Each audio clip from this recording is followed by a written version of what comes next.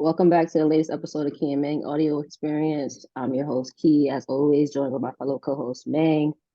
Mang, what's up? What's good, Key? How are you? I'm good. How are you? I can't complain. Can't complain. Good. I like your hat. You finally brought it I back. appreciate. GBD gang. Yeah, shout out GVD real quick, real quick. All right. So Meg's birthday isn't until a couple months from now, but today, before he starts to feel like an old man, he's gonna share his 28 lessons he has learned from his 28 years of life so far. So, Mang, start with your first lesson. What's the first one? All right, number one, I'm gonna let that comment slide. I might come back to it later today, but number one, you don't have to do it all alone. I think for me, I've always been used to setting my mind to something and it gets done. Like if I set my mind to something, it's gonna get done. I've always been like it's me, myself, and I gotta do what I gotta do to get that thing done. And I understand, that works, but it's also takes a longer time to get to that end goal because you don't have people that you can rely on, people that you can trust to help you get to where you're trying to get to. There's people that have probably been to where you're trying to get to, and if you can find those people, then it can expedite your process of growth, of learning, of experience, and you can avoid some of the mistakes that other people made early so that you don't have to make them. So then you can, move on to bigger and better things, but also like the bigger mistakes, the bigger problems. And then once you can solve those and you just keep on solving, keep on figuring out those things. So I think for me that's been one of my big shifts is understanding that you have people that a lot of connections and I can use them or rely on them. And hopefully it's the same thing. It's not just a one-way relationship. It's a two-way thing. And they can come to me with things if they think I'm the right person to come for, and I can give that same advice that I would expect someone to give me in that situation that I'm trying to get into.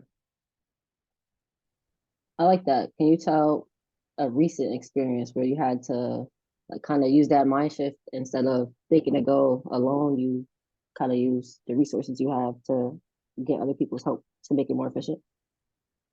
Yeah, so in the job hunt right now, I had I've been looking for places that I felt like were gonna help me grow as a clinician and be able to, start building for my future. And so I had reached out to a couple places and I was like, hey, I've gotten pretty good feedback on where I was heading. And then I was like, hey, I can't commit to this because moving away from Alaska is going to be super far. And I want to make my parents are getting older. I want to make sure that I'm close enough to be able to, if something were to happen, that I can get back and make sure I do what I got to do. And explaining that, like I normally would have kept that to myself, but being upfront with that and explaining that, they were like, "Yeah, we get it. Here are some places that are closer to the West Coast, closer to Alaska that you could get into." So being able to one be vulnerable, I guess, and open up to the people that I'm talking to and having that trust with them, because there are people that were doing what I wanted to do, and they helped me find other opportunities that I might not have been able to get by myself or open a door because I didn't have that connect. So I think that's the one that comes to mind. Yeah, I like that. And I think that it says a lot about that person too, because a lot of times, like if you can't, I guess, commit to what they want you to, they're like kind of brush you off and don't want to help you. So I guess that like shows that person's character. So I think that's a good relationship to have either way. Hmm. Number two, keep your circle small.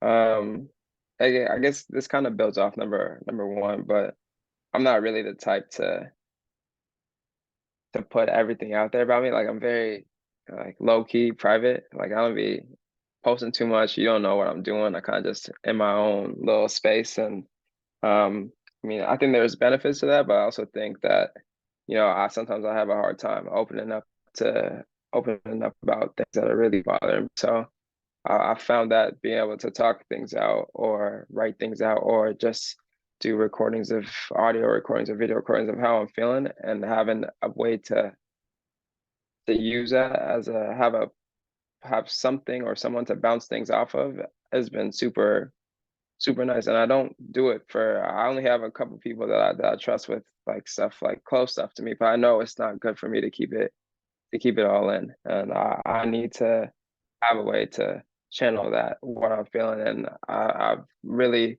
over the last couple of years have really like found those people that I really trust and I can tell them anything and they can expect the same from me. But I think it's really been helpful for my mental health because I be in my head sometimes and always thinking about the worst possibilities and just having someone I can be like, hey, is what I'm thinking, and it can tell me I'm crazy, tell me I'm overthinking too much, and kind of bring me back down to earth. I think is has been very helpful for sure.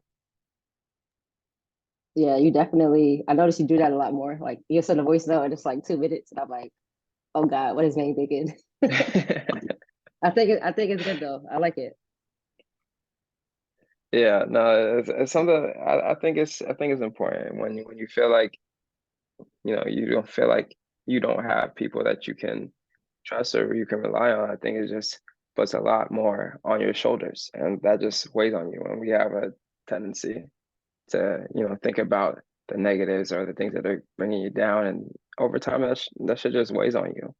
So I think having sounding boards of people that you can go to bounce things off can release some of that pressure and give you a safe place to work on figuring out how you're going to overcome or problem solve that situation you're in. Yeah, it makes you feel lighter. Hmm. It's like journaling, but audio form to other people. Yeah, Your yeah, journal doesn't respond to you. Like, you know what I mean? It's just you in your yeah, head. yeah. And I've tried the journaling stuff too. I can it's helpful, but I think just like kind of having someone to give a different perspective is also helpful. But find whatever works for you. If it's journaling, if it's talking to someone, if it's recording videos of you talking to yourself, whatever you gotta do to not bottle everything in and let your emotions out and um, do it in a healthy space. Yeah, I like it. Number three, just because you didn't grow up with it doesn't mean you can't have it. So, Ooh, yeah. I mean, growing up, me and my parents, so it was just used to be just me. My sister was in Gambia. My brother wasn't born yet, so I used to get like all the attention, right? Like, I used to call myself an only child, knowing that I had a sister in Gambia, but she wasn't here. Um, and then, my sister came when I was like 7. And so suddenly, you got to split between 2 kids and you got parents working. And so there's a lot of times where I'm not able to, we're not able to go on trips. We're not able to, go be on sports teams just because of schedules, just because of conflicting things that stop what other kids have. So like over the summers, like you hear about kids going to you know Europe or Asia, and I didn't get a lot of that. I would go to my family's house in Dallas or New York and spend summers out there, but I was grateful for it, but a lot of things that I didn't have growing up that some of my other kids my age were getting, and whether it's the shoes, whether it's the clothes, and I didn't get a lot of that stuff. And just because, now looking back, just because I didn't get that stuff doesn't mean my experience wasn't any better than what they got. And I think now looking back on it, now that I'm in a position where I can, kind of splurge on things that are important to me now. So now it's like it's hopping on trips, it's going on a plane, it's going to different places I haven't seen.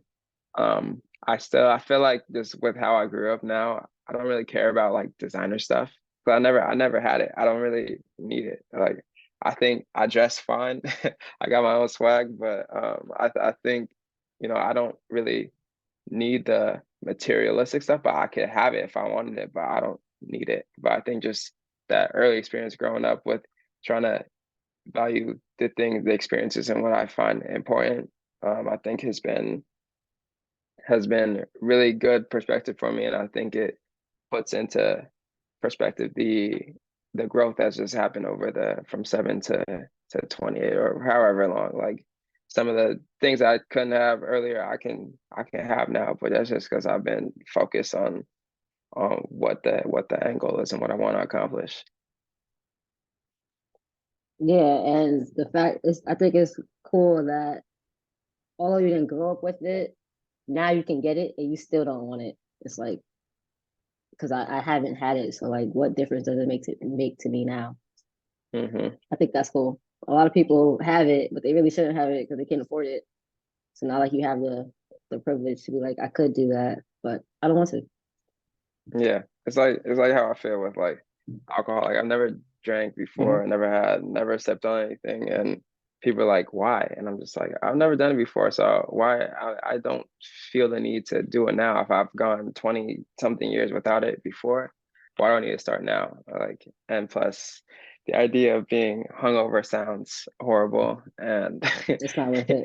yeah, I'm just like, yeah, I'm straight. So that kind of that's you said what you said, and I was like that got me thinking about that too. And like there's been things that I've been able to get by with for so long that I don't need to start now just to, change the mind of one person or how someone's gonna view me. Like it's not really that serious. Yeah, it's not. There's really no benefit to it. I mean, I do it, Hmm. but like honestly speaking, there's no benefit. There's probably more downsides than upsides, Mm. to be honest. Yeah. Yeah, but it's like, look, to each their own though. Like you know yourself, you know what you need, and yeah, I think that's the same for everybody else. They know what they need. Yep. Number four, be good at building relationships. That's kind of building off of number one. I feel like these are all going to build off each other, but you don't have to go through it all alone. I think if you have genuine relationships, then you never know, like you never know the opportunities that can come your way because someone was thinking about you uh, when you're not around. If you leave a good impression and you got genuine relationships and someone knows that opportunities would be good for you and knows you're looking for opportunity, they could name drop you, they could point someone in your direction, and then it's just about you being ready for when that opportunity comes. But I think just being able to build good relationships, it's led to a lot of things I would not have thought possible. Starting this podcast, having lifelong friends, lifelong partners, being exposed to different things just because of the ability to connect and talk and get to know people at a deeper than a surface level. So I think, just be good at building relationships and it'll take you a long way. Yeah, and I think that goes for. I want to talk like from like a business mindset, but I realize that like everybody's talking about building relationships and stuff, but I feel like people don't realize that although somebody isn't like may not be able to help you like become your customer or your client, they can still like be of value to you because there's plenty of people who haven't bought from me directly, but they like refer people back to me. So I think like always keeping that in mind and keeping relationships solid is a good idea because it may come back to you indirectly. And I think people Mm-hmm. overlook that aspect. Mm-hmm. Mm-hmm. Yeah, I think if you give enough, it's gonna come back to you over time. It might not be immediate, but it's gonna come back to you. You lead in with a pure intentions and a good heart, I think, and it'll come back 10 times, however many times forward when it's time. Yeah, it's kind of like the it's not about who you know, it's about who knows you type of thing. Mm-hmm. Mm-hmm. Yeah, that's what I thought of. Number five, use sports to help get you where you need to be. I didn't really understand. I don't understand this really.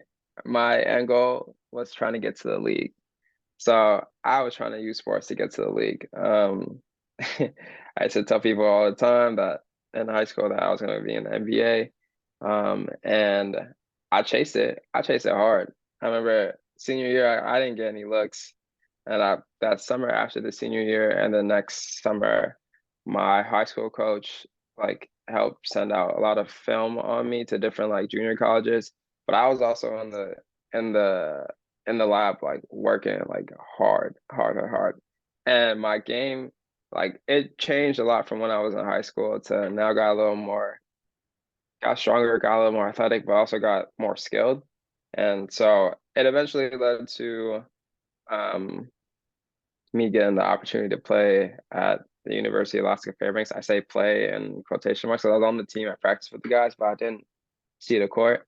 But it was just an opportunity to see that the work that I had put in, paid off. Like I did what a lot of people wish they could get to. And it was cool to be around guys that are like now are pros or, just being around that every day and getting to soak it in and getting to learn and see what it takes to get to that point. But once I started to figure out, I was like, hey, I'm not going to keep transferring because at this point I was heading into my junior year. I'm not going to keep transferring to chase this. What can I use my love of basketball for? What can I use it to? How can I still be involved with it and make a career out of it?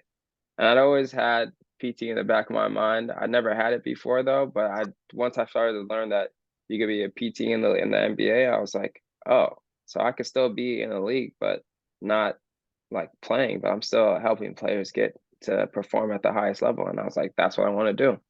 And so I think, my love for basketball, I love for like training and movement. It helped me get to that, helped instill the work ethic, but also helped me explore the possibilities that are out there with that background. And I think if it wasn't for the time in the gym and the time by myself working out, then I wouldn't have, maybe I don't find this field. Maybe I'm somewhere else doing something else. So use sports to help you get to where you need to be. The game's gonna end at some point, and you gotta be ready with the plan of how you're going to use that experience to help propel you in your years 30, 40, 50, 60, 70, the time after you're past your peak. Yeah, I love that you said that because I think a lot of athletes, especially like basketball players, I always say like basketball players major in basketball because a lot of them like just want to be there for basketball and then don't really have a plan afterward. And I think that having your mind open to like the indirect paths that your sport can take you, because your body can only sustain like so much of a like peak performance, like you said. So you do have to have like different ideas of what you want to do.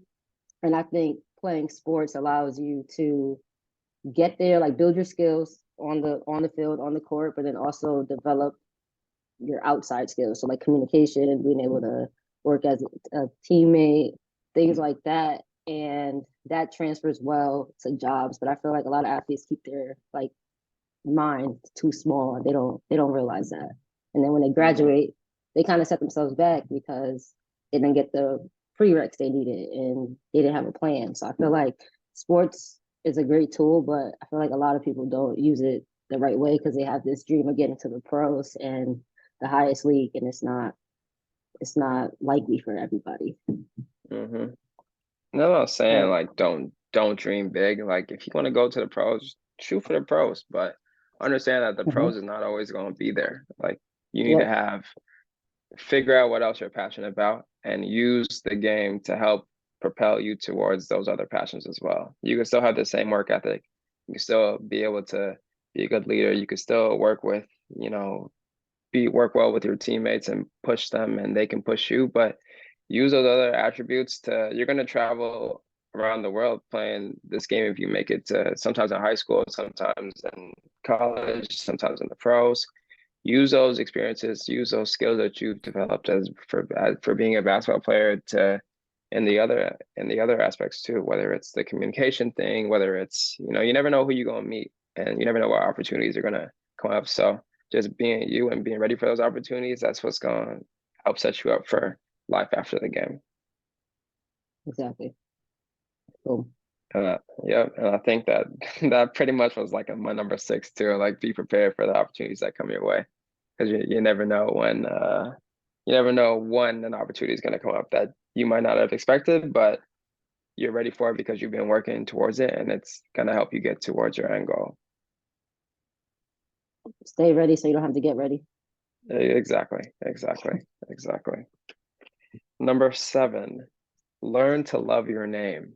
This one was hard for me. It probably should have been number one, honestly, but I just wrote these and how I was feeling. But growing up, I used to hate my name. I used to be so mad because I'd always get made fun of because my name was different. I was one of the only black kids in my class, and no one heard a name like Fairmang before. And I used to get called all the types of names. And I don't know. I used to get mad. I used to be like, Dad, why'd you name me? Like, why'd you name me this? Why'd you name me after you? And I didn't understand. Like, I didn't understand. I was like, but I was tired of getting, he didn't, I also didn't tell them that I was getting made like fun of all the time because I didn't want them to go. I was already having trouble making friends. And if my parents came in and tried to stick up for me, then everyone's just gonna be like, oh, he's a snitch, he's a crybaby, blah, blah, blah, blah, blah. And so I was struggling with that. So I just kept quiet. But you start to, as I got older, you start to understand that, yeah, I don't have a not like John or Kevin. No disrespect to any of the Johns or Kevins out there, but I don't have a name like a lot of other people, and that's what makes that's part of me. And I had to learn to like love my name and love the difference, love the uniqueness about it, and learn about where it comes from, and be proud of what my parents named me, what they named me. So that's something that took a while, but I make sure now that people know how to pronounce my name, know how to say it before I give them the what's your nickname? I can't say that. I'm like, y'all can say some crazy Ebenezer Scrooge. Y'all can say Ebenezer, but y'all can say Fairmang. Like you know what I mean? Like y'all can say it's just a effort thing. You can put the effort into understand my name. It's not that hard. And then I give y'all like nicknames and stuff, but you ain't getting a handout on the if you can't say it. Like you gonna get it. Yeah, I feel that. What did you learn about your name? Like, what does it mean? Because I know I've seen this with like African traditions. Like each name means something. I always thought it was so cool. So, what does your name mean? Yeah, so my essentially it's so Fairmang was the first attorney general in Gambia in like the 40s. So he's like one of the like highest up positions that you can get. So he's like a very powerful uh like warrior like name. So that's like basically what it means, like powerful warrior, like leader, strong. That's what it comes. That's what my dad says it comes down to. So I mean, I've tried googling this stuff myself, but it's not a lot you can find on Google. But I've also tried to look up some stuff about that first attorney general. There's not much out there on him, but I've talked to my pops a little bit, and that's what he tells me. And it's his name too. So because I'm a junior, so I'm gonna take his word for it until I'm able to go back and do some more digging because I think might be easier to find out more information once like if I was back in Gambia versus being here and trying to Google stuff where there's not a lot of information. So that's what I've come to understand. That's cool. Does that make you like move with more purpose? Like I feel like when you have a name like that, you know what it means. It kind of I don't know gives you more like intention based on how you move on a daily basis.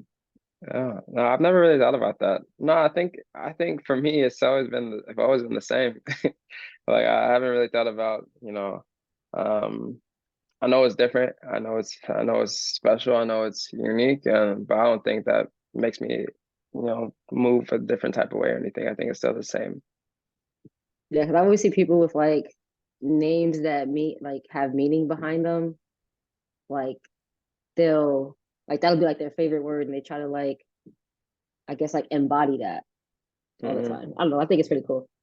No, no, I get that. I get that. No, I've had the question of is there going to be a Fairmang the third or I'm like, nah, it's stopping. It's stopping with me. You don't like It's the stopping junior with thing? me. Huh? You don't like the like continuing names?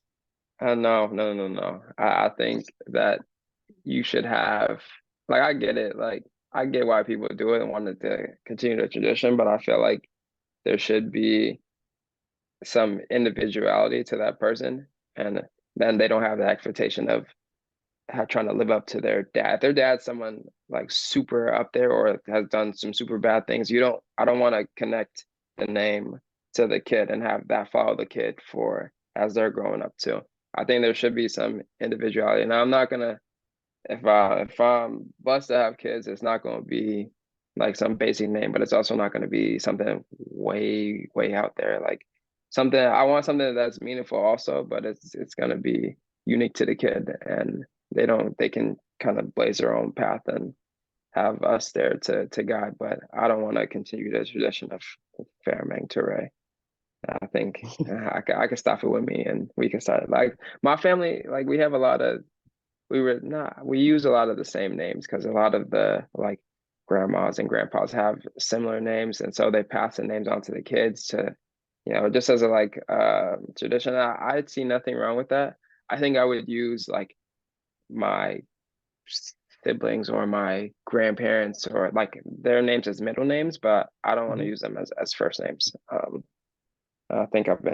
I think that's how it's probably going to play out. I like that. I agree. I always said like if the person I have kids with wants to name like the kid after them, I'm like hell no. That's crazy. No juniors. You could be a middle name. Yeah, yeah. Why you know juniors club? Um, I just don't like the idea. I kind of would want like the same thing. I didn't really think of it from the standpoint of like if the person was to do something bad and like that reputation carries on. Um, but I just wanted to create something new, like entire new name, like Hmm. something with meaning. Like I really like the names that you don't really hear often. Um, Hmm. and I don't mean like the names that if you see on like a piece of paper, you kind of like make an assumption about like people be Hmm. like Obama Nikwa type of thing, like nothing like that, but like something with more like meaning or something. I've always wanted to do that, and I feel like repeating the same name like just eliminates the ability to do that again. Hmm. So that's just Agreed. my thought Agreed. process. Yeah, like I haven't met many. Like my name doesn't have a meaning. I don't even know where it's from, but I haven't met many people with my name. Yeah, no, Yeah, so I kind of want that. Yeah, so that's all. I like it. No, I like it. I like it. I like it. Um, 8 and 9, I'm gonna put together. It's only one you and trust yourself. And I tell like it's almost like with getting used to embracing your name. There's only one me. There's only one key. Like there's no one else in the world. Even if you had twins, like there's no one else in the world with your exact makeup, your personality, your drive, your look, your thing. And no one else, they can try to emulate it, but it's not going to be like the original. So you got to lean into your gifts, lean into what makes you special, and embrace that. And I feel like for me, there's something that I tell people all the time, like, yo, trust your gut. If your gut is telling you to do something, like trust it because based on what you've been through in the past and your experiences and the people that you decide to confide in, you can use those experiences to help you make decisions. And at the end of the day, you gotta be good with your decisions that you make. If you find out that later on it's the wrong decision, that's fine. Then you use it as a learning experience, and for the next time a situation comes that's similar to it, then you use that experience to help make a I don't want to say a better decision, but you to help make a decision, and then you just rinse and repeat that process. But trust, you gotta trust who you are and trust in yourself and I understand there's going to be a lot of people coming at you with saying you should do this, you should do that, you should do this, you should do that. You can take it all in, but make that decision yours at the end of the day. Make sure it's you making that decision and not somebody else making that decision for you, because it's your life. And you don't want to look back at the end of the day and be like, man, I wish I would have done this, or man, I should have done it this way, or I should have listened to this person, or I should have gone with my gut this time. You don't want none of that when you looking back 50 years down the line. You want to know that you put things in your control and you control what you can control and you made the decisions that you thought was going to make that were best. And if they are, great, you run with it and keep making more good decisions. If they're not, you learn from it and you keep it moving. Yeah, I think more people would be content with knowing they did everything they wanted to do, and even if it didn't work out, like they still saw it through, as opposed to looking back and be like, I wonder how my life would have turned out if I did what I actually wanted to do. Hmm. I think Hmm. people will end their life more content that way. Yeah.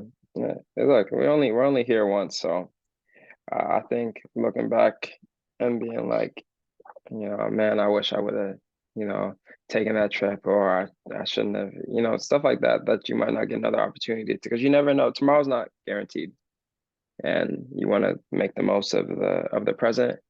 Also planning for the future, but understanding that things can change in the blink of an instant. So, um, yeah, just trying to trust yourself, be good with your decisions, and you make the best decision for you at that time.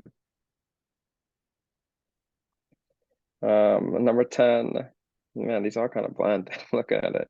It's Believe okay. in yourself.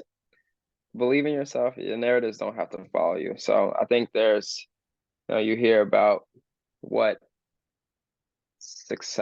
what success looks like in you. Like it's a lot of money, but being black, it's athlete, it's it's rapper, it's things that like are entertaining, but you don't really hear about people in the STEM field or people in business, really, like now we're starting to, or like real estate or finance, whatever the field is. You don't gotta follow the path of that everybody else tells you gotta follow. Like you can make, if you find that real estate is something that you want to get into, then go get into that. You might not find a lot of people like you right now, but if you stick with it and able to get good, then you can help channel in bring in the new wave of people who look like you, and you can go to the places where where you grew up. Like, so if I were like to make it big in the PT world, let's say, or the business world, I would come back to here to Anchorage, Alaska, and I would go to my high school and be like, hey, this is talk a little bit about my story if they'd have me back, and this is how I went to, but this is what I went through, this is how I got here. But now I'm at this point, and now I'm trying to help y'all get to this point where I'm at, so y'all can make it farther than I did. So you don't have to just follow the narrative of a superstar athlete or an entertainer, but you can branch out to other fields and make your impact that way for yourself, for your family, and for the people coming behind you. Yeah, I love the fact that you're seeing it more often. You're seeing Black people, minorities in other fields outside of just entertainment. And I think that is a result of just exposure. Like there's a lot more, you're seeing a lot more of this. So people are like, hey, it's possible. All it takes is that like one person like you coming back, talking to somebody in a high school, and then they get inspired and be like, maybe I don't have to play sports. Maybe I could do this. And it just starts from that one moment of exposure. So I think that's so crucial. But I'm glad it's happening more now because I hate Hmm. that like rapper basketball or like athlete narrative. It's so annoying. Yeah, like I think it's super cool that Kobe was able to go from professional athlete to an Oscar winner. Like It's that's two crazy. totally different things. Range But is like crazy. yeah, but he used his love of writing from high school and just worked on his storytelling ability, and then surrounded himself with people who are good at storytelling, and people who are good at production, and people who are good at voice acting, and people who are good at directing and producing. And all of a sudden it goes from oh, like I'm all right at this, to all right, well, now we win the Oscars, now we making plays, now we making things for kids. And now it's cool to see the versatility of the range, but also the importance of being able to chase something that's not traditional. Like writing is not something that you think of as traditional as a black person. Like it's not a field that you think of going into, but there's so many avenues that you can take it into, whether it's music, whether it's books, whether it's production, whether it's audio, whether it's scripts. There's a lot of different places you can take it, but you just found what you're passionate about, and make it make it a gift. That also ties into your um fifth lesson. Use sports to get you where you need to be. I'm pretty sure those same skills that he used to be great at basketball, he used to develop that skill of storytelling. So Mm. it all comes full circle. Yep, yep. Number 11, Life as a Create Your Own Adventure book. You ever read those Goosebumps books and it'd be like turn to page 26 if you want this to happen, or turn to page 42 if you want this to happen. Mm-mm. Okay. See, maybe this is my age. This is my age. But there used to be like Goosebumps was this like series of like scary like horror books, and you sometimes they'd be like you pick the fate of the character. So you'd read up to a certain point and like if you want this to happen, turn to page 42. If you want this to happen, turn to page That's dope. 91. And then yeah, so then you have multiple possibilities of where you could go. So sometimes I would read it to page 42, go to that, flip to that, and if it didn't go the way I wanted to go, I go back to page 42 and be like, all right, what's the other way? Because I did not like how that ended. But That's dope. it just makes me think of yeah, it just makes me think like life is your own, create your adventure book. You have the ability to shape it how you want to. You're going to meet people because of the places that you've been to, whether it's where you go to school, where you work at. You have the opportunity to meet a lot of people who can take you a lot of different places.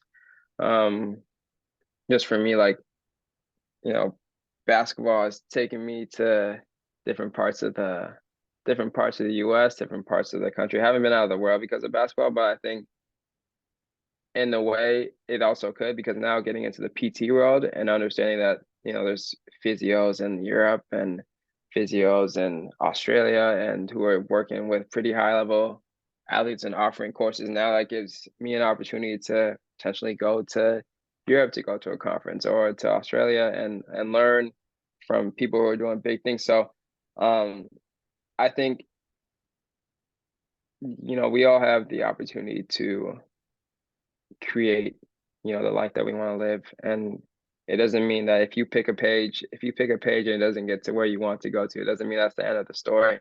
You just gotta turn the page and start the adventure over again, or not over again, but start a new adventure, and kind of see where it takes you.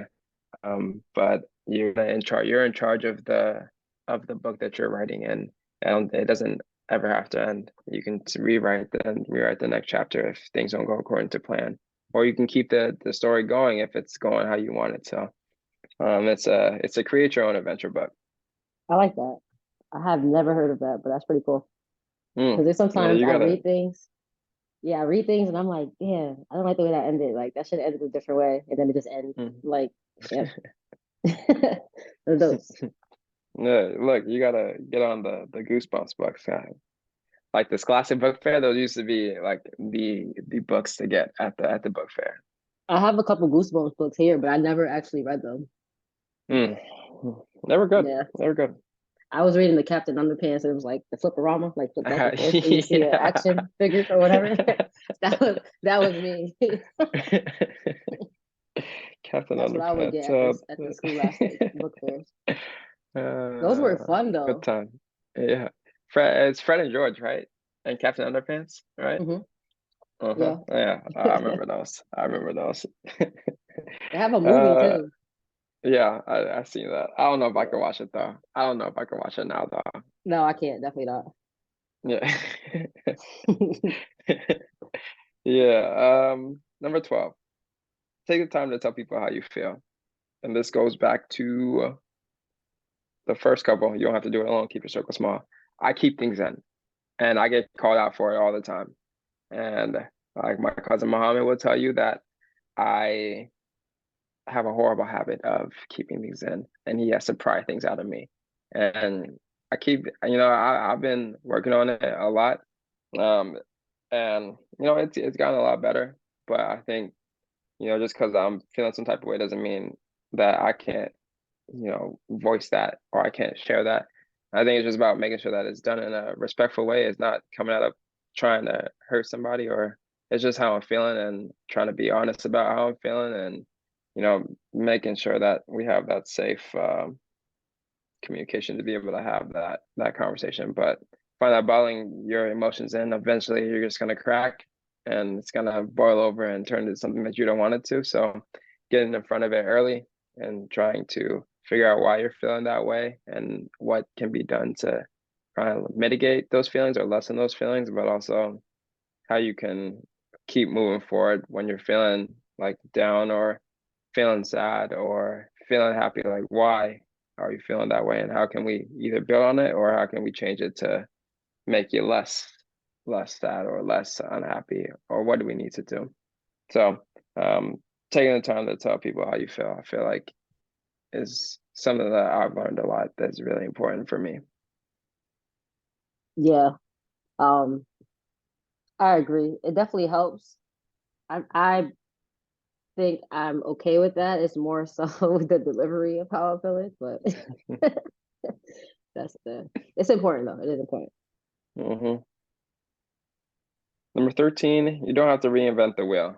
I think especially learning like more about the business side of trying to make something completely yours, you don't have to start everything from scratch. There's people that have systems in place, people that probably serve the people that you want to help. Go dig into those people, go help those people, go learn from them, figure out how they get the results that they get, figure out how they deliver their message, figure out how they create content, figure out how they do that stuff. And then you can use those same principles and add your own twist to it, add your own voice to it, add your own colors, add your own flair, add your own swag. But you don't have to start from scratch and think, oh, I don't want to copy that person. You can copy people, just understand why you're copying them and then make it your own as you go.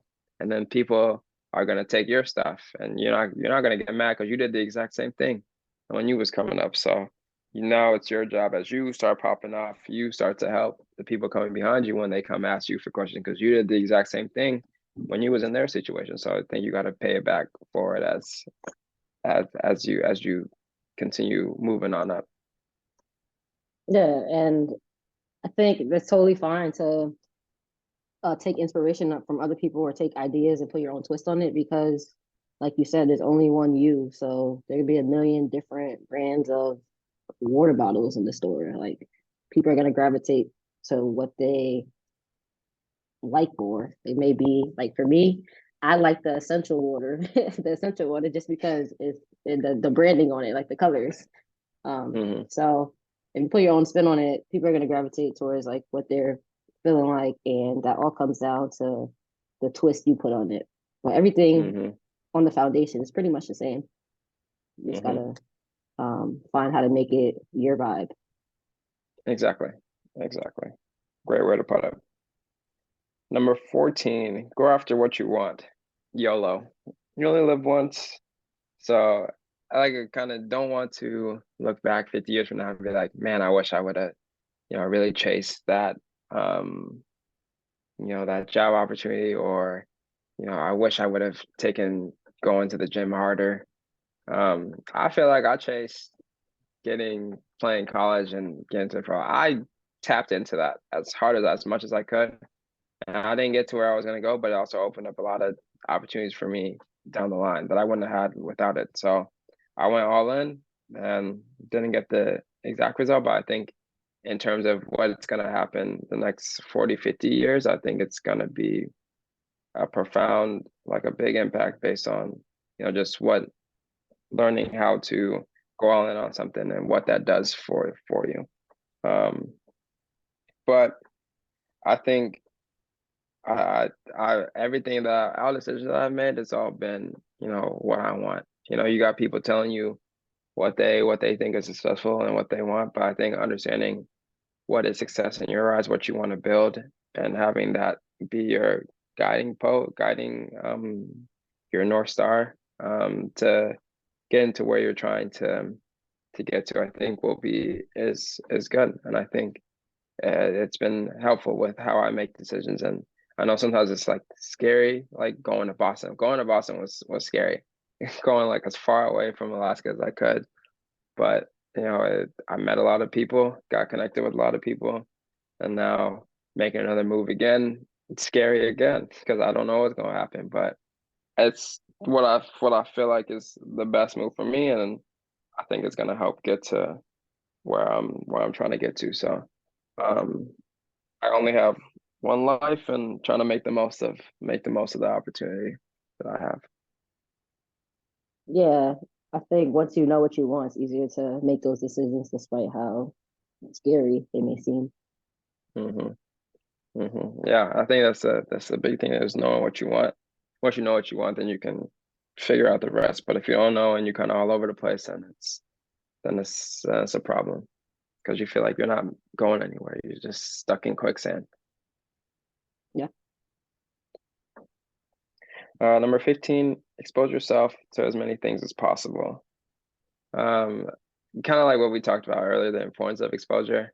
Um, Whether it's in sports or it's in business, like put yourself in things that you're not used to because you never know what you can take from it and grow from it and use it down the line. I think sometimes we get so stuck in, our ways that we don't open our eyes to some of the possibilities that are out there. I think, I went to Amsterdam earlier this year. It was my first time out of the country, first time in Europe, and I was like, whoa, like this is a way different life of doing things in the US, but it's also just cool to see how the culture is different and things that how people move and how they talk and some of their traditions and what can we now that I've been exposed to that and I want to go to more places and see how else is different and how can we bring some of this stuff back to the house or our ways of daily living to make they seem more happy out there. And I'm like, all right, so how can we bring some of this back to our life to make sure that we happy too on a day to day. So I think just trying to expose yourself to as many things as possible, things that make you uncomfortable, things that make you scared. I think it's useful for growth over time. What is one or two things that you've been exposed to that has had the biggest impact on your life so far?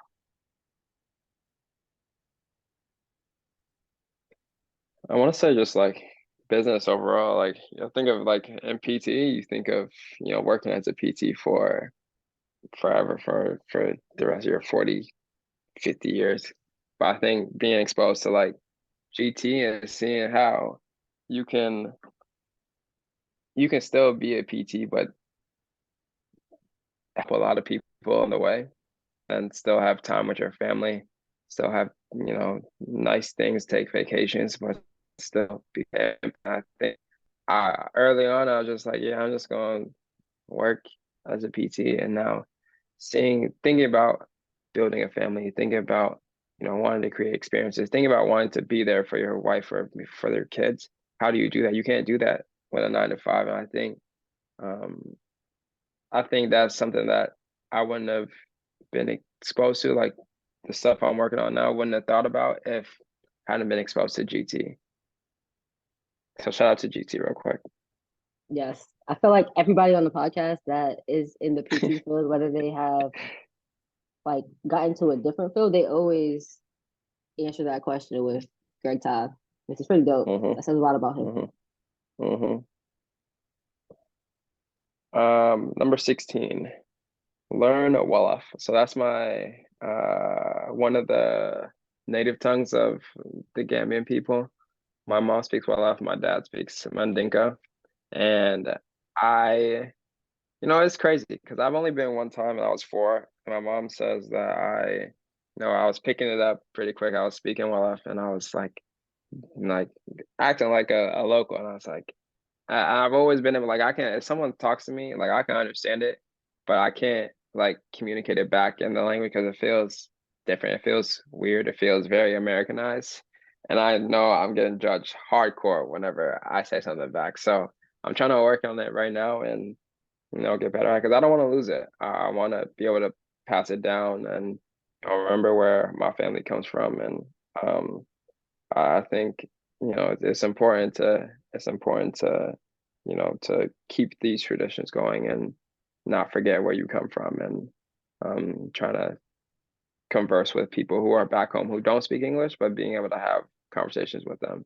I've had sometimes where I've seen some of like people who used to like babysit me and they don't speak the greatest English and they start talking to me one love. And I understand what they're saying. I just can't communicate with them. And they're like, you see that like smile turn into like almost like sadness because you've lost some of that and you can't connect with them how you used to connect with them. And I feel that and I don't want that to continue. So I'm working hard on trying to, at least get the basics down and getting over how I sound because who cares how you sound as long as what I'm saying is on point. I think it'll be all right.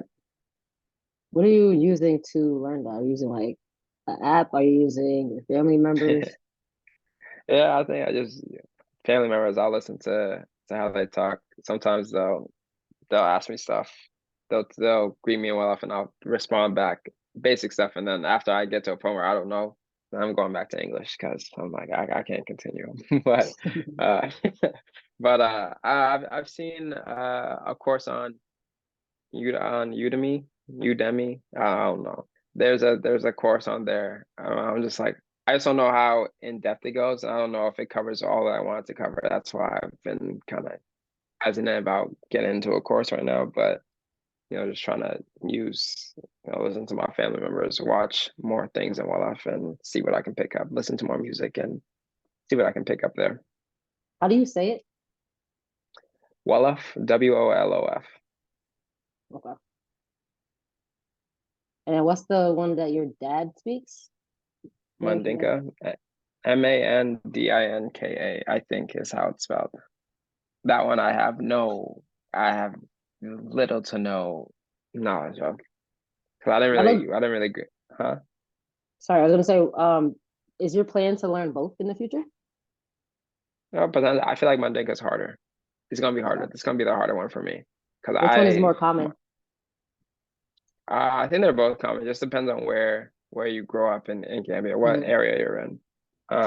But just because I grew up with my mom's growing up, so she's on the phone all the time talking to her family members and whatnot. So yeah, pick it up that way. My dad wasn't really here, so he uh he tried to teach me, but it's not the same when you ain't in it all the time.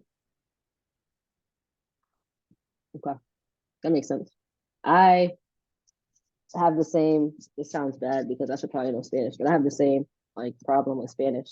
Cause like my dad's black, my mom's Spanish, and she's fluent, but she would like try to talk to us in Spanish all the time, and we'd be like, just talk English, like just give her a hard time. So, but now I look back and I'm like, damn, I really wish I knew hmm Spanish. So like I hmm use like the what's it Duolingo app. Duolingo, yeah. Yeah, and I can listen to conversations and I know what they're saying, but I can't respond.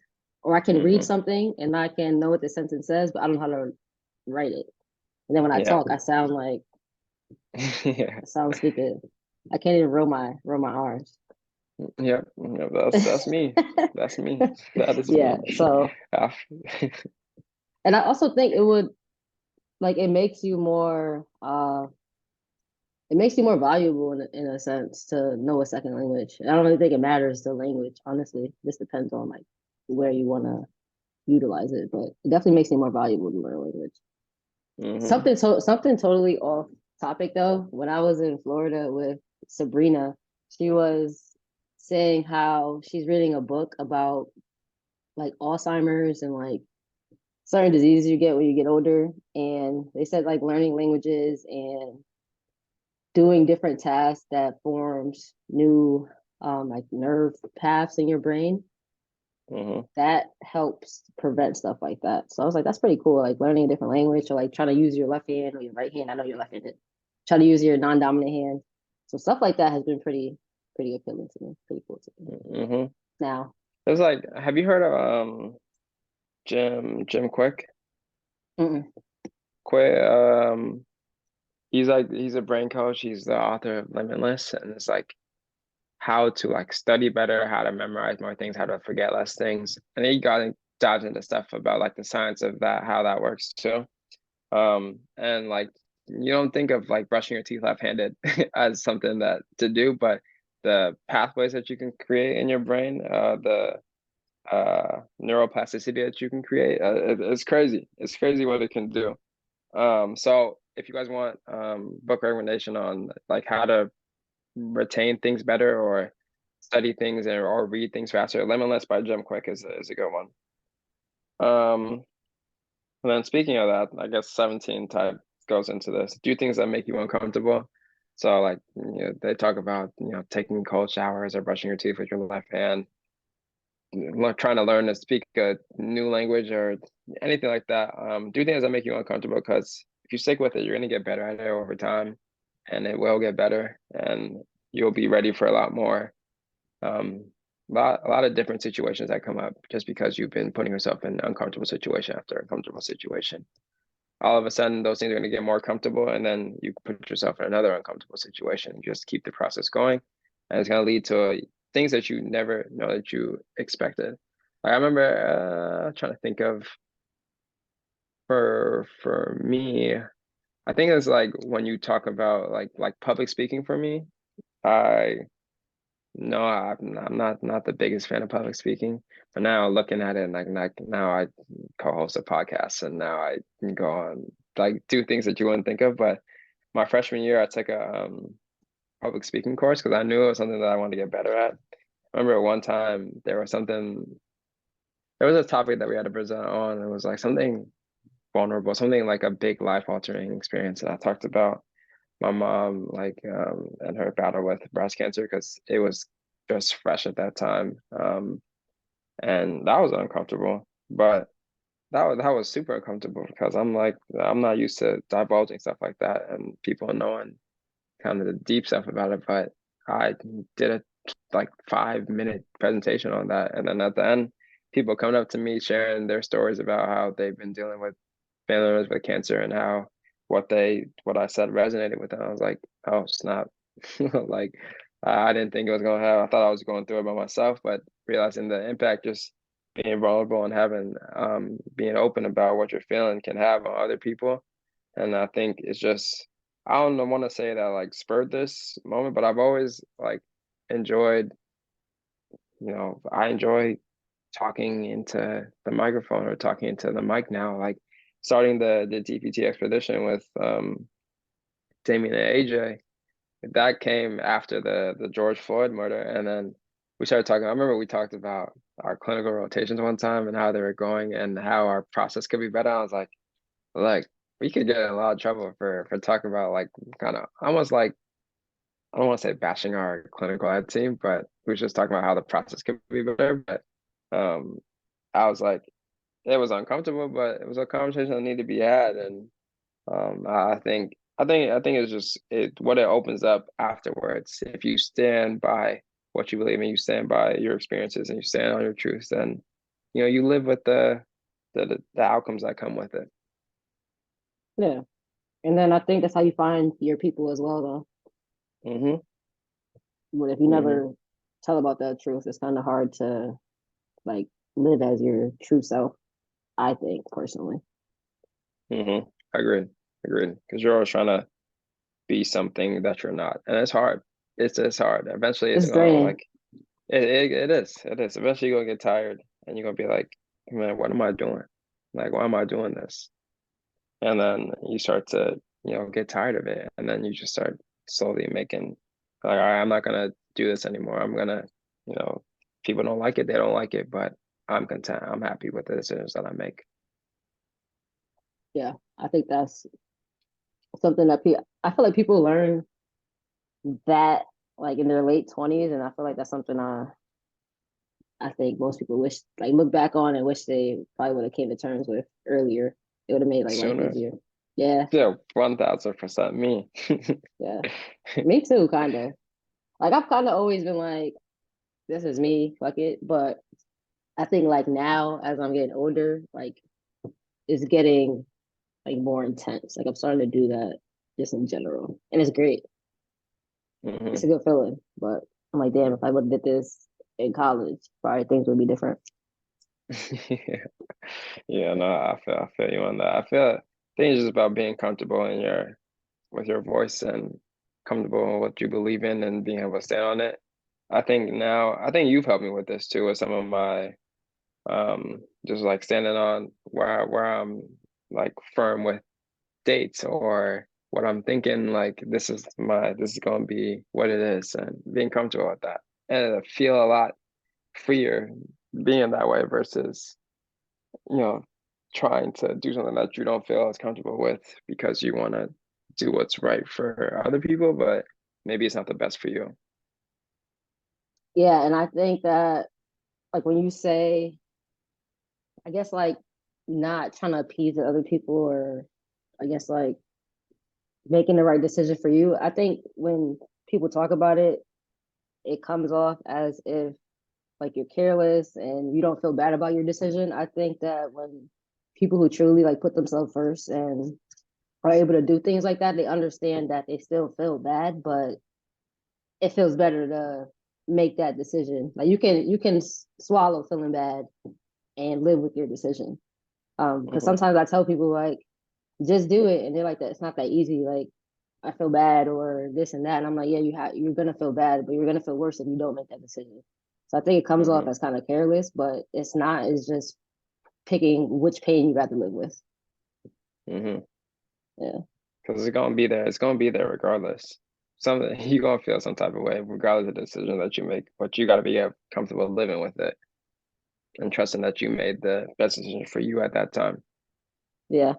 I don't know if this was on a podcast that you and I listened to. Maybe it was on like Alex Hermosi. I think it was on School of Greatness, but I think it was an Alex Hermosi episode. It was like when you're in your 20s, you care what everyone thinks. When you're in your 40s, you don't give a damn what people think. When you're 60s, you realize nobody was thinking about you anyways.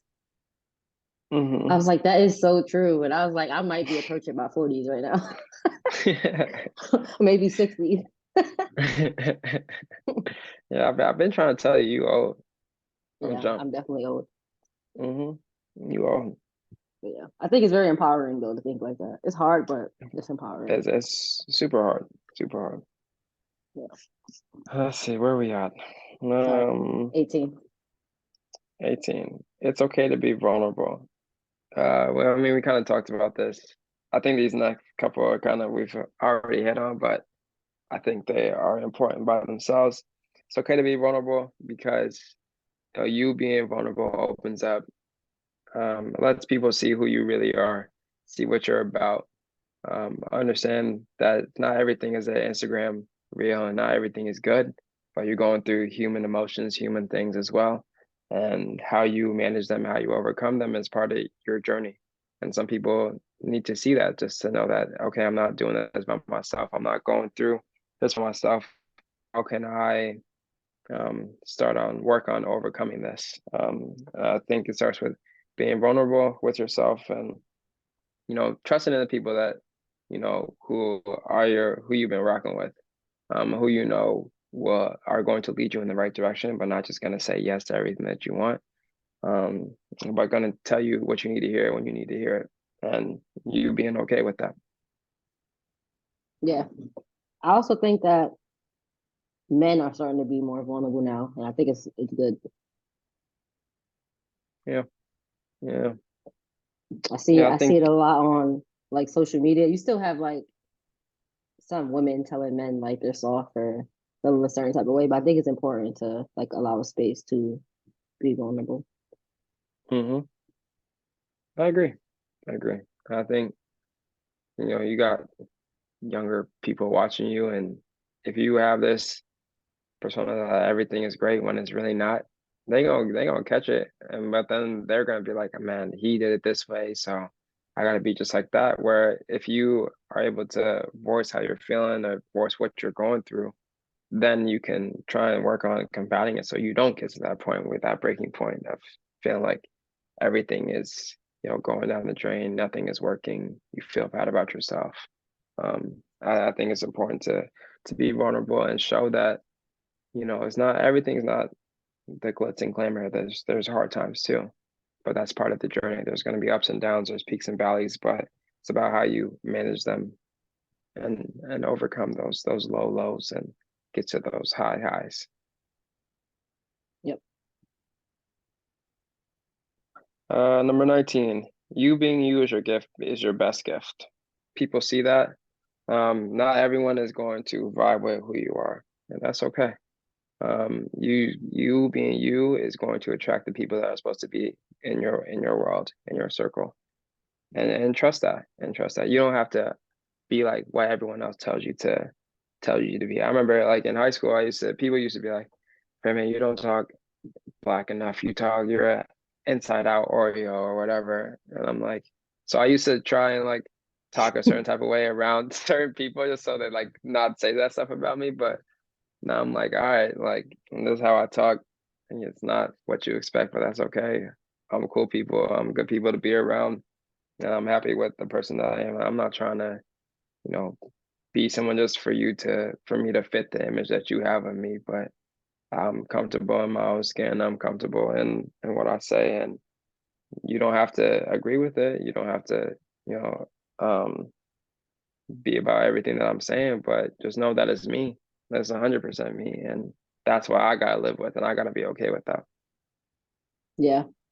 I think I've seen a lot of people, especially in like the PT field, there's not a lot of, I would say, like black people in the PT field is obviously increasing, but it be bothering me sometimes when I see like minorities in the PT field and like we can be having a conversation and then as soon as like a white person comes in, they like switch up.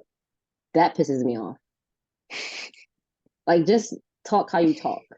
You know what I mean? Like just talk how you talk all the time. I understand like there's like certain ways to deliver information in front of certain people, but it bothers me when people have to like switch up like that.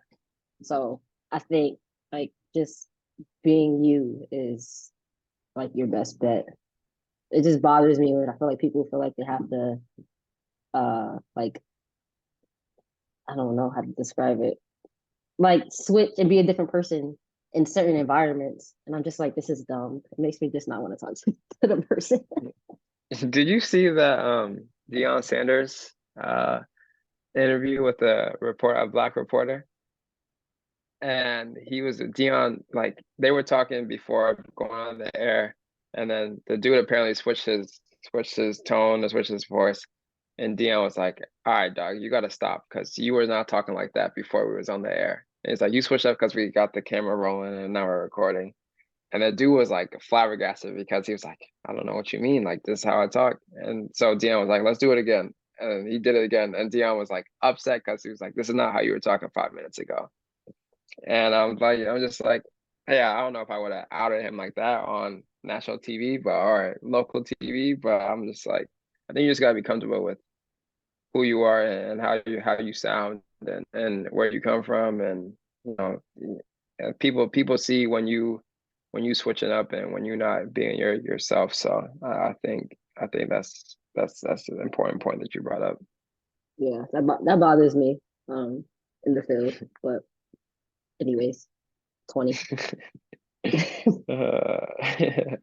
Uh, learn to talk to people. I think being in the PT field, you get to meet a lot of people from a lot of different places, and sometimes it's easy to connect with people.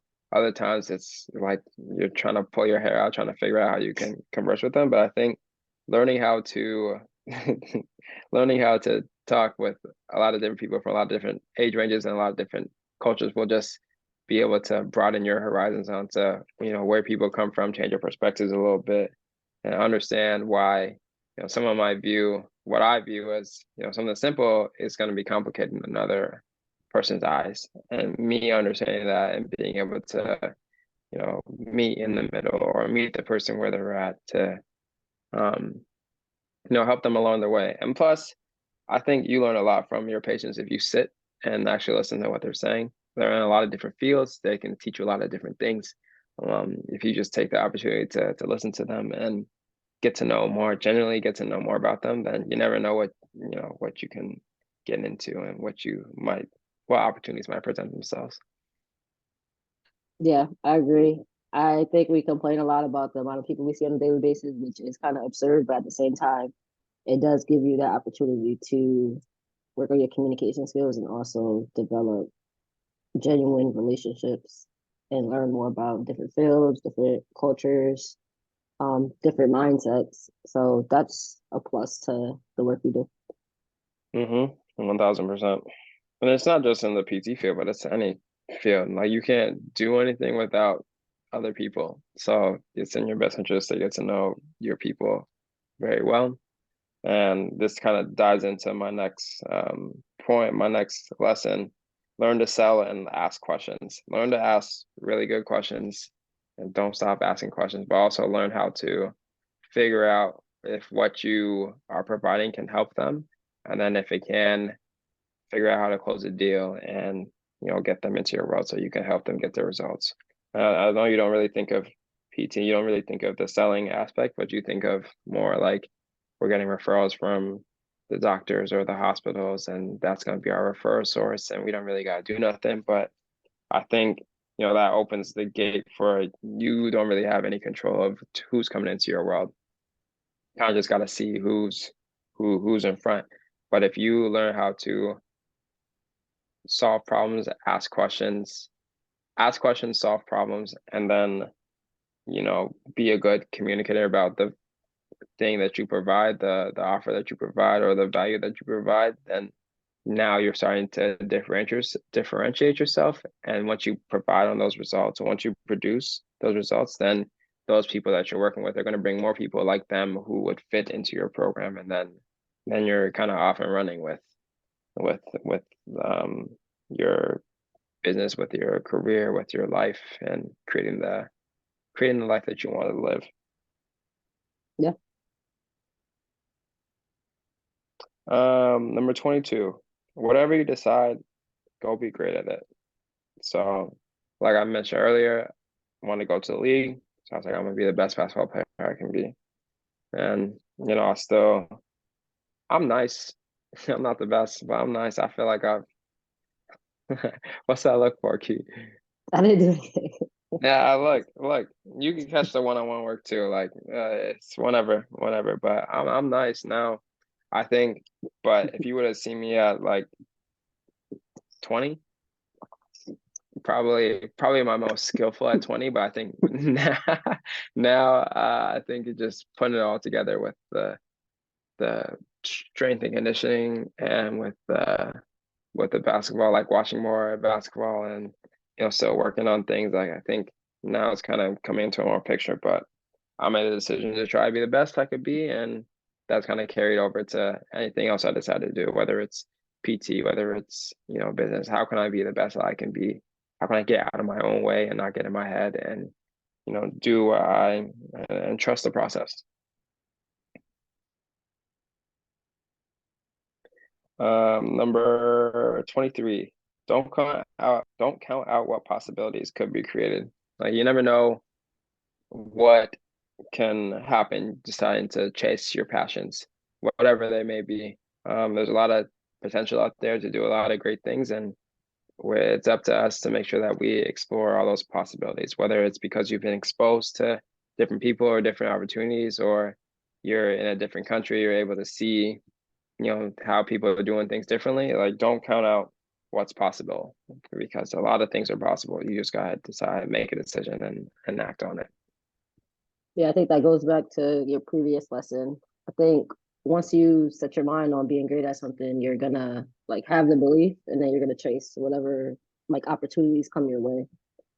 I feel like without that Hmm. belief and without like being set on it, you're kind of gonna unintentionally miss out on possibilities because you're not Hmm. completely sold on it.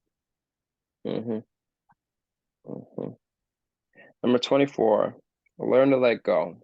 Um, Hmm. and forget about things. You know, growing up, it wasn't the easiest. It wasn't, the most ideal circumstances, but because of those experiences, like, I'm here now doing things that I didn't think was possible.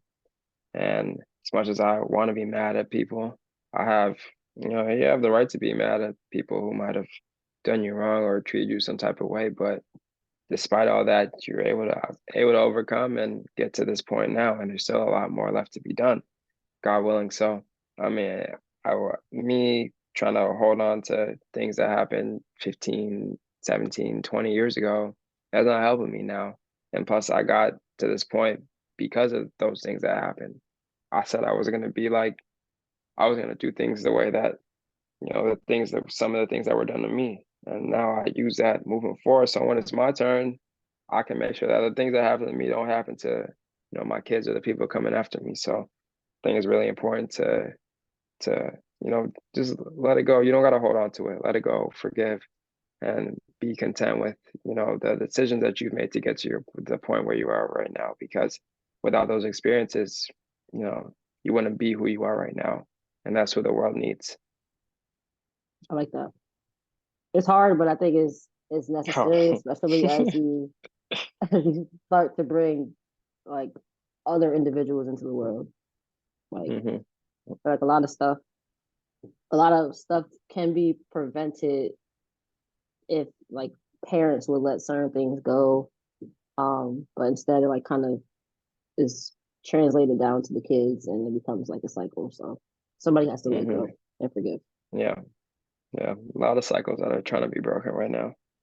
And you see, I don't know, sometimes you see you watch your parents and what they go through and some of the things they don't tell you about what you know is weighing on them. And then as you get older, you start to recognize, all right, this is what they were going through. But you see the effect that it has on them. And you don't want that to continue because there's still more like, yeah, our parents are getting older, but there's still a lot more life to be lived. And there's a lot that, I hope to be able to show my parents and, and obviously you can never repay them back, but there's a lot that I want to do for them and thank them for, raising me to be the way that I was and way that I am. And, I hope that, we're just able to just work on just letting those things go and moving forward with our lives because there's still a lot of life left to be lived. Number 25, hop on as many flights as possible and experience as many cultures. I think it's, the besides the being in Alaska and being so far away from everything and then sitting on the plane for so long, I think it's just really cool to be able to go to the places I've never been before. Like I hit I hit Hawaii for the first time this year. I hit Amsterdam for the first time. Trying to hit Vegas this summer. Trying to go to places I haven't been, and I don't really got a lot of big responsibilities, so I think this is the time to do it. And then when I have kids, then I hope to be able to take them places that maybe I haven't been before or they haven't been before, just to experience different people, different cultures, see what it's like on outside of your little bubble of wherever you're staying at. I think that's really important to see, um, and hopefully next year is adding getting onto the list. I've already been talking to my mom's about going next February with her, and now it's on her radar. So hopefully next year I can go to Gambia with my mom's and go see what we're doing out there and go see where we come from and go meet some people I haven't met in person and hopefully just be a good experience to continue to diversify the person, the experience, the person that I'm becoming and see change the perspective a little bit. When's the last time you've been there? I was 4. Oh, Yeah, that'd be cool. yeah, yeah. It's been a long time overdue. I think a lot of time, it's just like the best times to go are like December, January, and it's always been Wow. like school because it's not like 115 degrees. It's a little cooler. It's a little cooler temps. And it's like usually around that time, like Christmas. Christmas is a big deal. Like the holidays are a big deal. So like a lot of like good times, a lot of parties, a lot of food, a lot of dancing, it's all like good times. And that's the time to go. So usually around that time, like if I were to try and go in July or something, like it's hot. It's hot. And it's just also expensive coming from Alaska to Gambia. So now I'm trying to save up some time and save up some money to make that flight. Yeah, that should be fun. Is it Oh really yeah, 115 degrees or you were exaggerating? Like it I really don't know gets about above 100? 115, but it gets above 100. Yeah, it's Oh, hot. no, that's crazy. I would try to go around that time too, then. Yeah, like look, I ain't trying to. I ain't trying to. My sister's been to like Dubai a couple of times, and she'd be like, when she's gone, I've seen like 116. I was like, no, absolutely not. 116, 120, and I was like, no, It's dry that's not. though, Yeah, but still, but still it's 100, hot. 120. No thanks. No thanks. Uh, 26. Self-awareness will get you far. Will get you real far. Understanding what you're good at, understanding your strengths, understanding your weaknesses, understanding what you don't know, and trying to figure out ways to lessen the gap of between what you don't know and what you know. Oh, I think is going to get you very far. I think it's something that I've typically been pretty good at understanding what I'm good at, but you think you're a lot better at things than you really are. So who knows? Maybe I'm not that self-aware, but I think it's something that I try to be really intentional about of understanding where I can fit in, where I'm comfortable at, what I'm good at, what I need to improve on, and how I'm going to improve those things. And I think that starts with self-awareness because I get called out for a lot of stuff, especially with like that. I don't uh that my communication style sometimes people don't like how I communicate sometimes. Why? And so it's things that sometimes I don't it's like sometimes I think about try and find the right time to say something.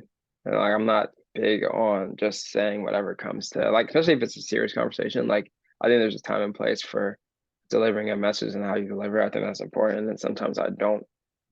Sometimes I wait a little bit before delivering that message, and I think that makes some people close don't really mess with that. I don't really like it. And so I come to be more aware of it. And now it's like, all right, like how can I improve this situation moving forward?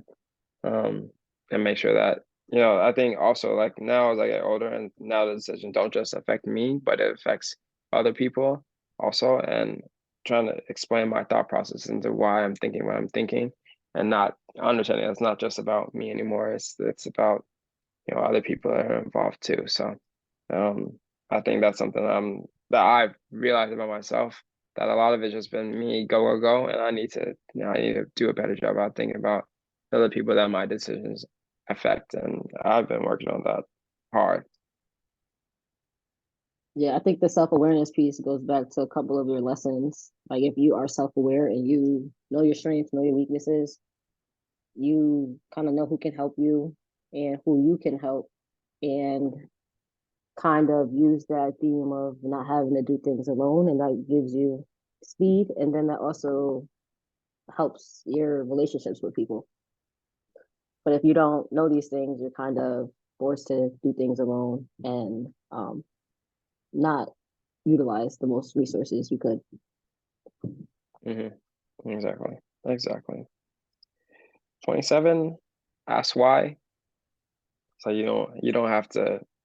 You should figure out the why behind things, why you're deciding to do something. Why is this person deciding to do that way? Is it because everyone else is doing it, or is there a specific reason why?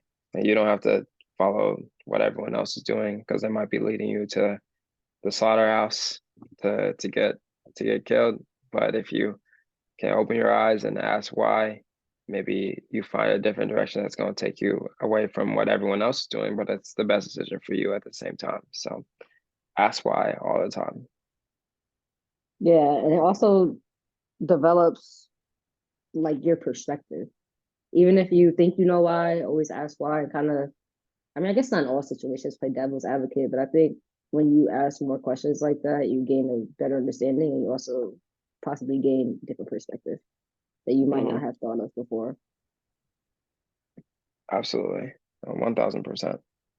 And the last one, number 28, simple usually wins.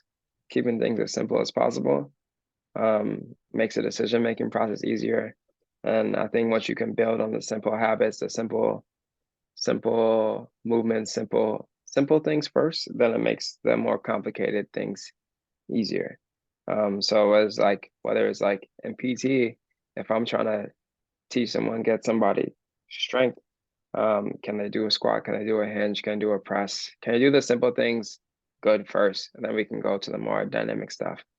If it's um, you know, this if it's like business, am I posting consistently?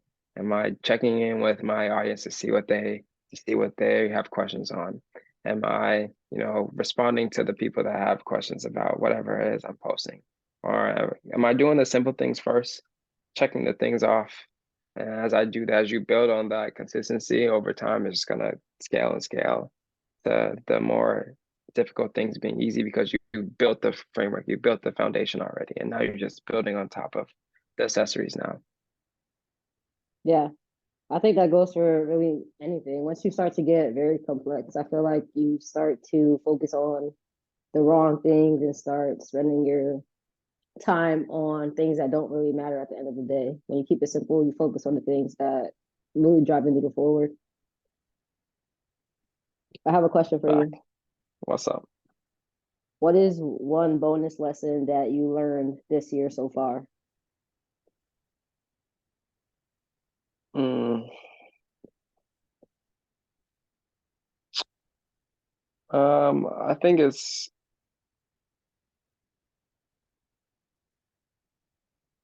a good one. I have a couple of things that come to mind, a couple of different situations. First is with um, this is to not doubt your effort or not doubt your intentions. Um, I feel like there's now coming to, I'm getting ready for a big move, and I'm about to leave a lot of what I know and what I'm comfortable with. And I've gone back and forth with, am I making the right decision? I was really in my head about a lot of different things. And ultimately, it came back down to, am I going to be happy with the decision that I make? And am I going to live with if I make a decision, am I going to ask what if I had picked the other thing? So like with like job situation, I was between two places. Each were great. Um, each had their own respective thing. One of them would bring me closer to what I was trying to get to, I think, in the short term. But the other one, I think, long term was gonna help me out way more down the line. And I was really back and forth between what I was gonna pick and kind of using some of these things. I was talking to the people that I was close to. Thinking about pros and cons. Like I wrote pros and cons down, wrote about, prayed about it. I was deep, deep in because I really didn't know what to do. But ultimately decided to pick one that's not official. It is kind of official, but waiting for things to get finalized. But picked the thing that I thought was going to be best for me, and I'm gonna make the rest of it, everything else work out. I just had to make that one decision first. Everything else with my family and my people and my people that are close. I think you figure out I'm gonna make it. I'm gonna make it work. I made a decision that I thought was best for me, and I don't want to live with any regrets. And I think I've learned from just this year that you figure out how to make things work. It starts with one decision first, and then you make them as they come.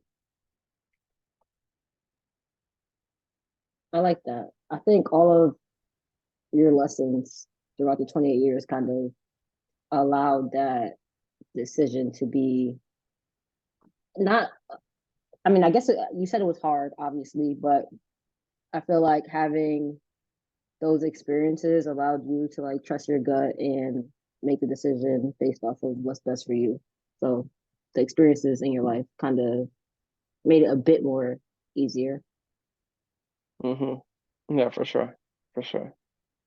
Yeah. No, it's like now it's peaceful. Now I'm at peace with the decision and ready for the obstacles that are gonna come because I know they're coming, but I'm also excited for what the future holds also.